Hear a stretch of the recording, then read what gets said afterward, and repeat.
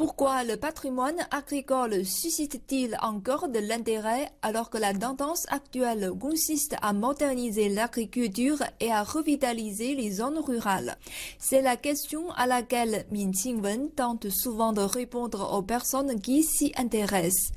Il préconise de prendre en considération l'agriculture et les zones rurales sur ces trois dimensions, soit l'économie, l'écologie et la culture, afin de parvenir à une nouvelle vision de l'avenir de l'agriculture et des zones rurales.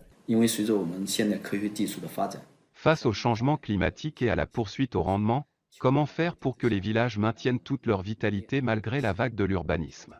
Pour trouver la réponse, nous pouvons revenir aux éléments utiles du patrimoine agricole. Les lieux abritant le patrimoine agricole bénéficient d'une grande richesse en biodiversité, en technologies écologiques pertinentes, en paysages pittoresques et en expériences efficaces en matière de gouvernance sociale. Tous ces éléments servent de référence pour le développement agricole durable et la revitalisation rurale. À Qingtian, de la province du Zhejiang, dans l'est de la Chine, les habitants locaux ont réussi depuis plus de 1000 ans à cultiver du riz et élever des poissons dans une même rizière. Les rizières offrent un environnement propice aux poissons, tandis que ces derniers éliminent les ravages des insectes et des herbes sauvages, réduisant ainsi l'utilisation de pesticides et de désherbants. Les gens ont aujourd'hui une préférence pour les produits biologiques de meilleure qualité, ce qui offre une grande opportunité pour le développement des sites du patrimoine agricole. Les paysans acquièrent donc plus de ressources pour développer le tourisme rural par la pisciculture dans les rizières. Ce système agricole permet de préserver l'écologie des champs, d'augmenter les revenus des paysans et de favoriser l'élimination de la pauvreté.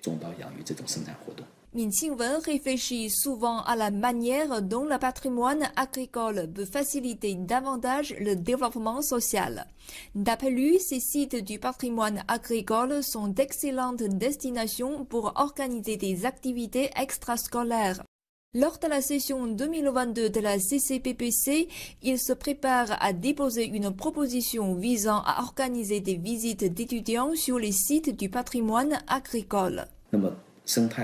Les zones rurales chinoises sont immenses, et ces sites méritent bien d'être visités, afin que les enfants puissent en savoir un peu plus sur le travail dans les champs. C'est une bonne occasion pour connaître aussi bien la culture nationale que la sagesse de la culture agricole.